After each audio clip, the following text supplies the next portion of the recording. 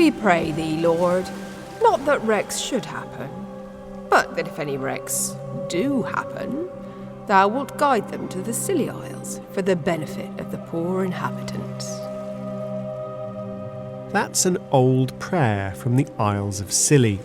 The Isles are just off the coast of Cornwall, the southwest tip of Great Britain. And that prayer has been answered many times. The rocks around the islands have a fearsome reputation, and it's well earned. One autumn night in 1707, the Royal Navy lost its way in a storm. The flagship HMS Association struck a rock and went down in minutes. 800 men drowned. Behind it, HMS St George hit the rocks and became stuck. So did HMS Phoenix. So did HMS Firebrand. HMS Romney lost her entire crew. HMS Eagle was shattered on the cruel stone. Hundreds more sailors died. That dreadful night was one of the worst disasters in the history of the British Navy.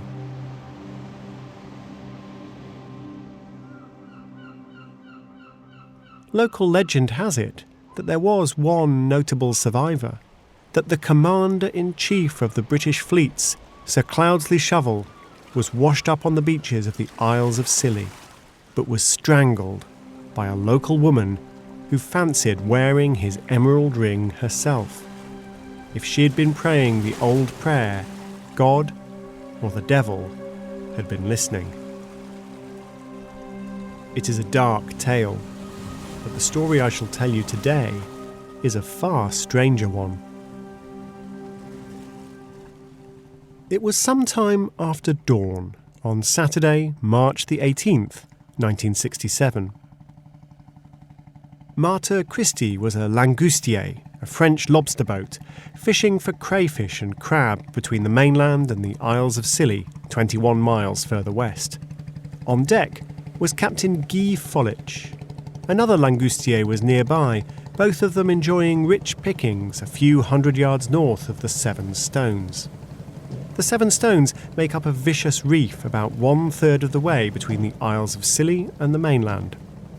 At low tide, the unyielding rocks are visible, but even at high tide they're marked by a lighthouse vessel, warning ships to stay away. Guy Folich looked up from his lobster lines to see an unexpected sight. A vast black hull coming over the horizon from an unusual direction. He was surprised. A major vessel in that position would usually have passed outside of the Isles of Scilly, rather than squeezing between them and the mainland. True, a big ship could come between the Isles of Scilly and the mainland, passing on either side of the Seven Stones, but it would be a little on the tight side. And this ship, a supertanker, was very big indeed. In fact, it was the 13th biggest ship in the world. On the lighthouse vessel, the two seamen on watch saw the tanker approaching too. Have you seen this, have you? Yeah. Look at that big bastard coming up. Guy Folich could see the huge ship coming straight towards him as he fished. Incroyable. But he wasn't worried. In between him and the oncoming juggernaut were the Seven Stones. He later said, I was sure that before ever hitting us, he would go onto the rocks. He yelled to his men, Oh, arrêtez! Stop work! You're going to see something extraordinary. All 7 of them lined up on the rail of Mater Christi to watch the oil tanker bear closer and closer. 4 miles. 3 miles. Folich was sure it was doomed. It just wasn't possible to turn a supertanker that quickly, was it? Actually, Folich wasn't quite right. The tanker, whose name was Torrey Canyon, did still have room to turn. This wasn't a storm-tossed fleet of sailing ships fumbling through the darkness. The weather was good. The visibility was good. Torrey Canyon was a superb ship in fine working order and armed with radar. The Seven Stones were clearly marked on every chart, as well as being identified by the position of the lighthouse vessel. But Torrey Canyon still wasn't turning. Gather close, and listen to my cautionary tale.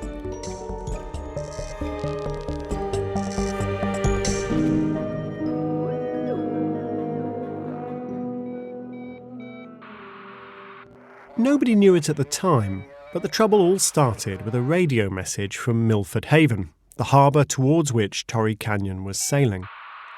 Milford Haven is a major UK port, and the thing you need to know about ports in the UK is that the difference between high tide and low tide can be enormous. What's more, there are high tides and high tides. Some are higher than others. The message from Milford Haven was simple enough. Torrey Canyon needed to hurry. If the ship didn't arrive by 11 p.m. on Saturday evening, March the 18th, 1967, it would miss the extra high tide and wouldn't be able to slip into the harbour and dock.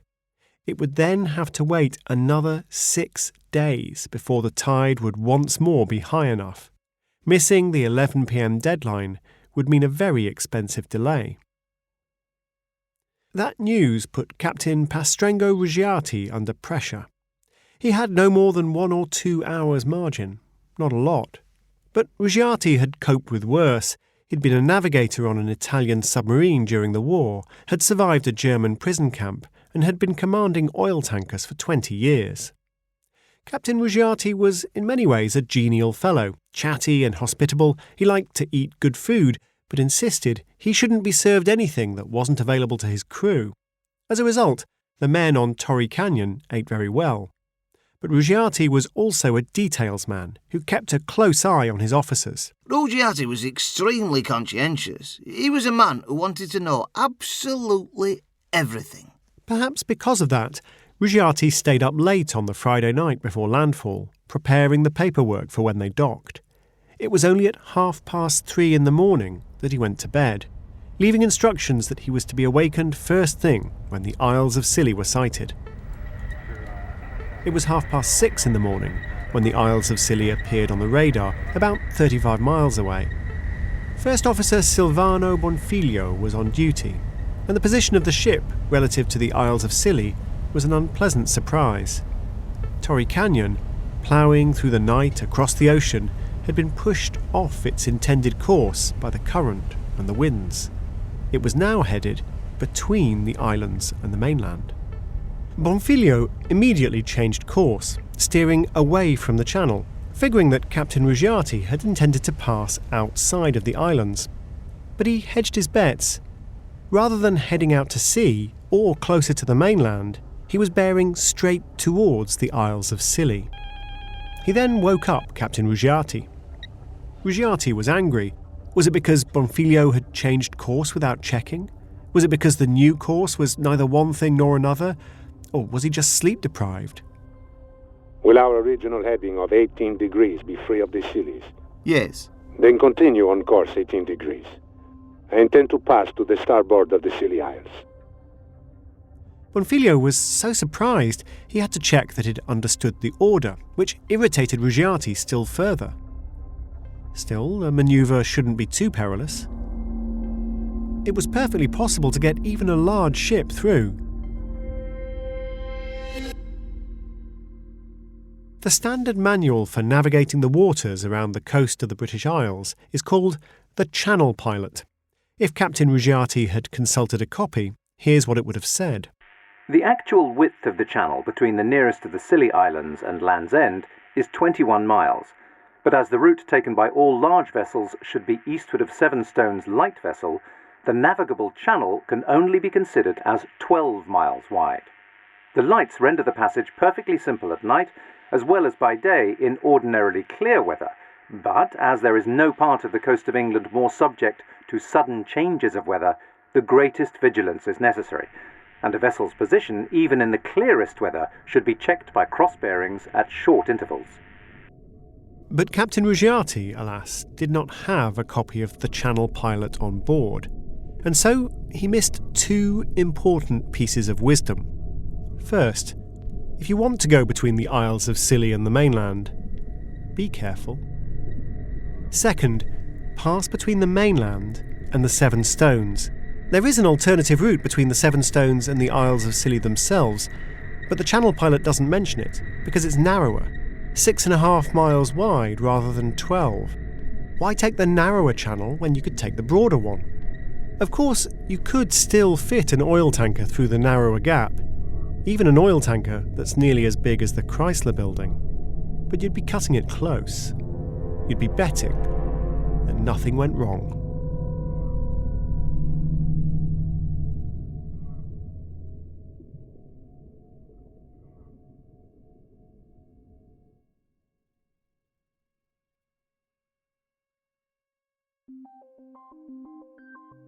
Inertia is a powerful thing. That's true for an oil tanker the size of Torrey Canyon, which needed nearly 5 minutes to make a 90-degree turn, during which time it would travel 1.5 miles at cruising speed. But inertia is a powerful thing for humans too. We also sometimes struggle to change course. Psychologists have identified a strong bias towards the status quo. For example, whether we sign up for a workplace pension plan or not seems to depend on whatever the status quo is. If the default option is to sign up, we sign up. If the default is to stay out, we stay out. As I say, inertia is powerful. Psychologists who study accidents have a name for a particular form of inertia. They call it plan continuation bias. It's best known in aviation. Pilots form a plan and then are reluctant to change it, even if the circumstances suggest they should. The pilots themselves have another name for it: get-there-itis. The classic form of get-there-itis is an approach to an airfield with a storm coming in. If you land well before the storm arrives, no problem.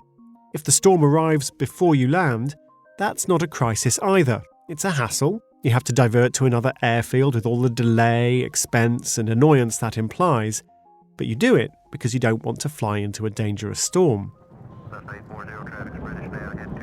The risk comes when the storm is closing in, but there's still a window of opportunity to land. The landing strip is so close, just minutes away. Tunnel vision sets in, people start to hurry, margins for error are stripped away. Usually there's no harm done. The pilot lands just as the storm rips across and congratulates himself or herself for keeping cool and showing skill under pressure. But sometimes the consequences are more serious. One study of get-there-itis looked at 20 occasions when thunderstorms had closed in at Hartsfield-Jackson, Atlanta's major international airport. Again and again, pilots decided to chance a risky landing. Risky in the sense that the Federal Aviation Administration's official guidelines would have advised against it. One plane after another would land under ever more perilous conditions, until, eventually, one flight crew would resist the inertia and decide to divert elsewhere. At that point, every subsequent plane would also decide to divert. The madness only ended when someone set an example and changed the plan.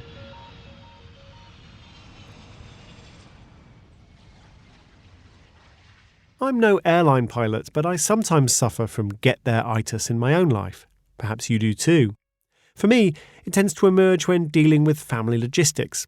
I've got 3 children at 2 different schools, and they all have their hobbies and sports and all the usual things. I'm sure many parents will be familiar with the plate spinning that this sometimes involves.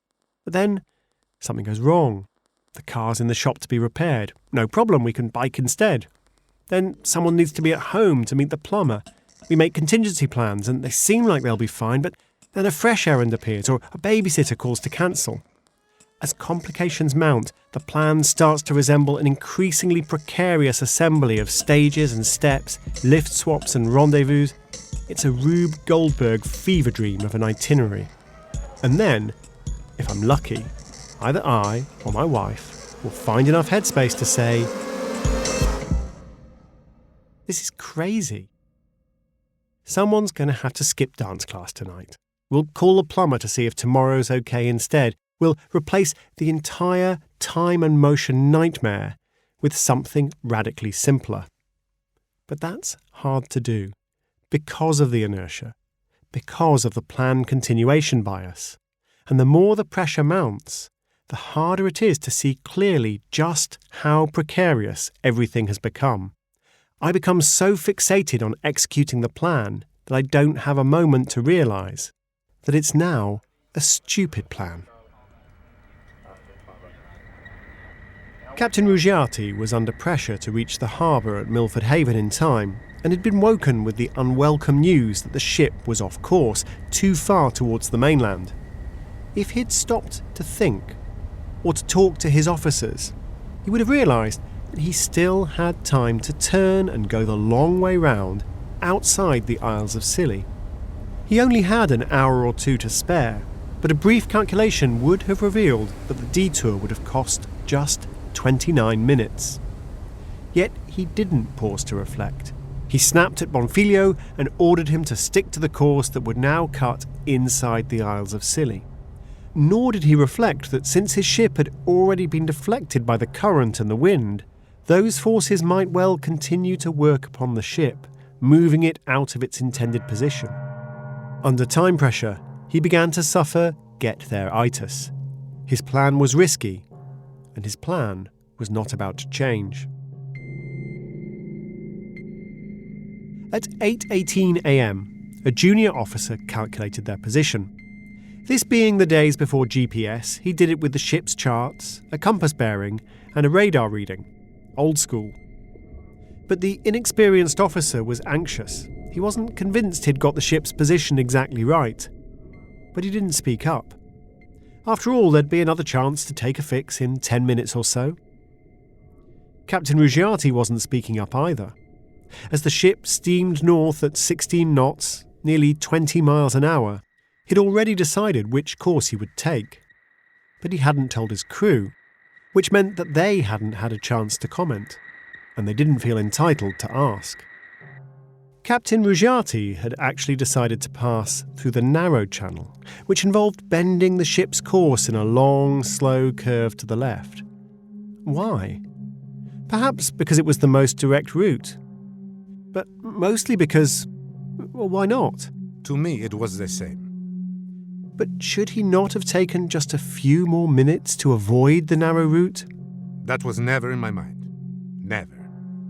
That's a revealing turn of phrase. Never in my mind. Pastrengo Ruggiati didn't even consider the possibility of going through the wider channel. And while that might seem strange to you or me, it's a natural feature of plan continuation bias. As the tunnel vision develops, we don't even think about alternatives to our initial plan. We don't have the bandwidth. We continue to plough on.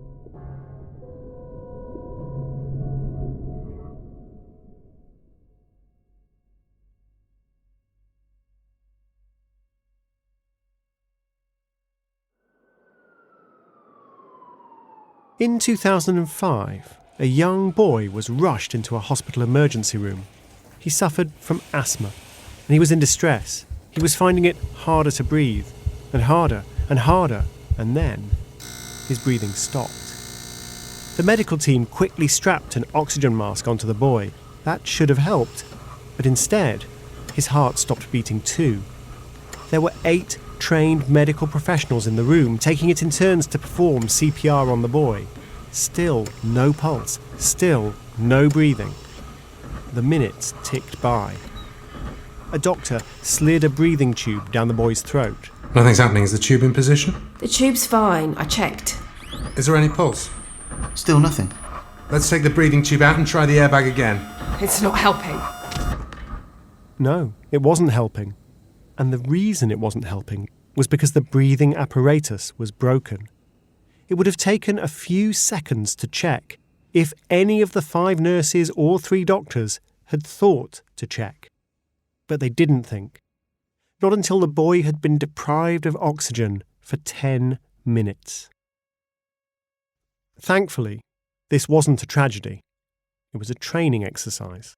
Instead of a real boy, it was a medical dummy that was lying on the bed, failing to produce a simulated pulse or simulated respiration because the medical team didn't step back and think. This training scenario was conducted 19 times, and videos of the exercise were studied by Marlis Christiansen, a professor of organisational behaviour, and previously a doctor.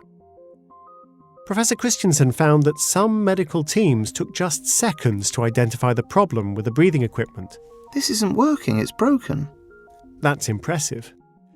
But perhaps more impressive were the teams who started with the wrong theory about the problem, but didn't get stuck on that idea. They didn't fixate on one possibility or keep repeating the same approach over and over again. They would talk through what they were thinking and challenge themselves and each other. They could change course. But not every team did that. Many teams would hammer away at the same plan, regardless of the signs that it wasn't going to work. They didn't step back and think. They didn't talk things through. They just kept going. Could Captain Ruggiati avoid the same fate?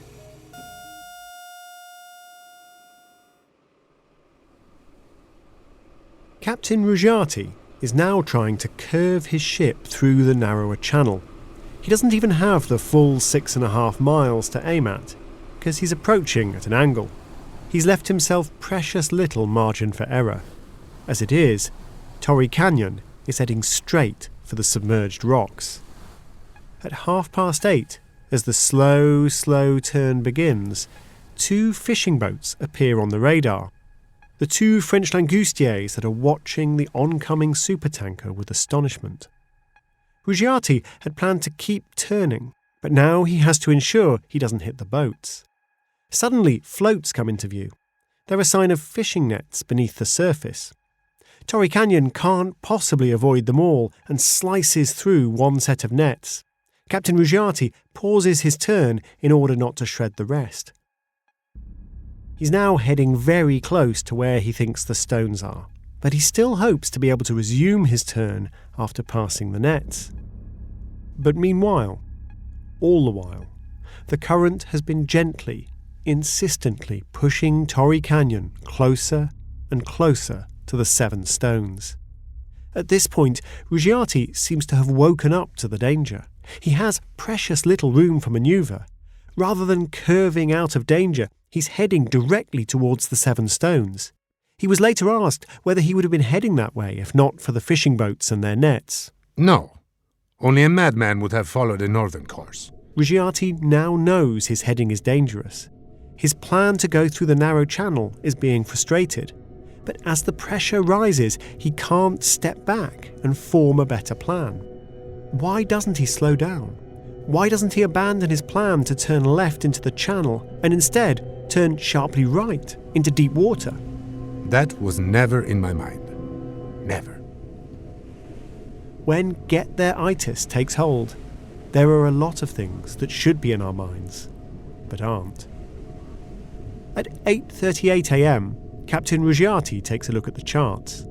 His junior officer has just taken another bearing. Ruggiati is an old hand. He can see at once that it can't be right. The crosses marking the ship's position should be at regular intervals, but they're not. One of the bearings is wrong. He doesn't know which. Maybe they're both wrong. Captain Ruggiati doesn't know where he is. The junior officer takes another bearing with the captain's help. The new fix shows that the ship is closer to the 7 stones than they'd realised. Less than 3 miles. Remember, Torrey Canyon takes 1.5 miles to make a 90-degree turn. On his trawler, watching with horror, Guy Follich has already concluded that it's all over. Torrey Canyon can't possibly avoid the rocks. But he's wrong. There is still time. There's still time to turn into deep water. There's even still time to turn into the channel, which is what Pastrengo Ruggiati has been trying to do for the last 4 miles. And so, even though it doesn't really make sense anymore, that's what he continues to try to do. Helmsman, come to the wheel. Yes, Captain. Hard to port. Go to 350. Yes, Captain. No, take her to 340. Take her to 320. Ruggiati is ordering an ever tighter turn into the channel. Captain! Captain, the ship's not turning! Even now, there's still time. She's not turning, Captain! Ruggiati needs to think. Why isn't the ship turning? Perhaps the fuel pumps controlling the rudder have broken. Ruggiati's seen that happen before. He tries to dial the engine room, but instead, he makes the kind of mistake you make when you've had 3 hours sleep and you only have seconds to solve a problem. He calls the officer's dining room. Ah, Captain, are you ready for breakfast? Porco Dio!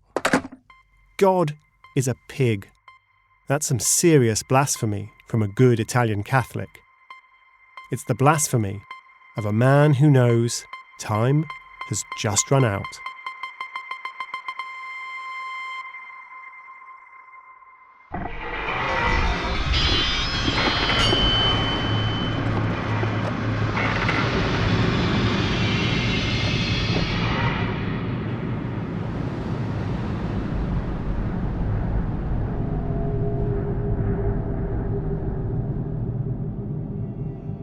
There's a photograph of Pastrengo Ruggiati that I can't get out of my head. He's scrunched up in a confined space, his knees tucked into his chest as if to protect himself, his eyes rolled sharply to one side, his face ghoulishly lit from below.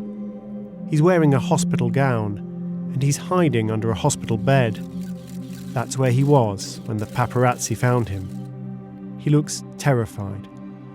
He's broken. His ship was gone, impaling itself onto the 7 stones at full speed. With a noise, one crewman said, Like a slab of lead being ripped by spikes. Watching from his trawler, Guy Folich turned to his men. That's the end of her? She'll never get off. He was right. The crew escaped safely, but during an attempt to refloat the ship, there was a huge explosion. One of the salvage team was killed. By then, Torrey Canyon's back was already broken, and her underbelly sliced open by the teeth of the reef. She was bleeding 119,000 tons of crude oil into coastal waters. It was an environmental catastrophe. The oil spill was unprecedented. Even today, there are places where you can still see the dark stain on the coast. Torrey Canyon was, at the time, the largest shipwreck in history and the largest maritime insurance claim. Ruggiati took responsibility. He was the captain, and he was, he said, in charge of the best ship in the world. For a ship's captain, his ship is all. And I have lost mine. I am terrified by the dimensions which the accident has assumed. The inquiry was conducted in private. Journalists weren't allowed in. But the manager of the hotel where the proceedings were being held told one of them that he'd seen Captain Ruggiati. I had a glimpse of this man. I had the impression of a man finished. You very seldom have so strong an impression from so short of seeing a man. I must answer for everything, for everyone. I must carry the cross alone. I wish I could tell the people of Cornwall how sorry I am. And he really was sorry. It was very bad. The disaster broke Ruggiati. He spent months in hospital, recovering from the strain and the anxiety and the heartbreak, which is where the eager photographers found him. A transcript of the inquiry was leaked to the journalist Richard Petro. The tanker owners were keen to downplay any fault on their part, including the fact that the steering had broken in the past, confusing Captain Ruggiati when the ship had failed to turn. But why had the ship failed to turn in those last moments? It was a small thing. After Ruggiati had accidentally called the officer's dining room and slammed down the receiver, he looked across the bridge. From his position by the telephone, he could see that someone had inadvertently knocked the steering control lever. The ship's steering had simply been disconnected. All Ruggiati needed to do was switch the lever back and drag Torrey Canyon over to port. But he'd lost time. With 30 seconds more to maneuver, I could have avoided the rocks. Ruggiati had made a plan, And as one small problem after another made the plan riskier and riskier, he hadn't been able to adjust. Many little things added up to one big disaster. That's true. The deadline, the currents, the fishing boats, the error from his junior officer, the steering control. It's bad luck. 30 seconds before, the ship, she was saved. But the missing 30 seconds aren't what interests me. What interests me are the 2 hours that Ruggiati had to save his Torrey Canyon, the best ship in the world. He had 2 hours to reroute outside the Isles of Scilly, 2 hours to slow the ship down, 2 hours to ask for advice or to turn towards the wider channel. But he didn't do any of those things. After the exploitative photograph was released, there was a surge of sympathy for Ruggiati. From around the world, people wrote letters of consolation. One that caught my eye was from a 13-year-old boy from County Cork in Ireland. "I see beautiful tankers, but I'm sure I've never seen one as beautiful as yours. I thought and prayed for you. I am sure you will sail the seas again." Pastrengo Ruggiati never did. His mistake was just too grave. But at the same time, it was also all too human. After all, it's our nature to be slow to change course.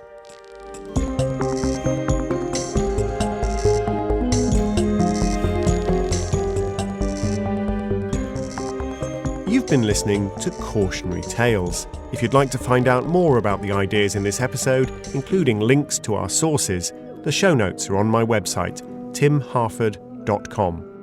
Cautionary Tales is written and presented by me, Tim Harford. Our producers are Ryan Dilley and Marilyn Rust.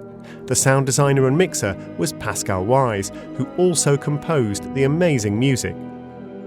This season stars Alan Cumming, Archie Panjabi, Toby Stevens and Russell Tovey, with Enzo Cilenti, Ed Gochen, Melanie Gutteridge, Mercia Monroe, Rufus Wright, and introducing Malcolm Gladwell. Thanks to the team at Pushkin Industries, Julia Barton, Heather Fain, Mia LaBelle, Carly Migliori, Jacob Weisberg, and of course, the mighty Malcolm Gladwell. And thanks to my colleagues at the Financial Times.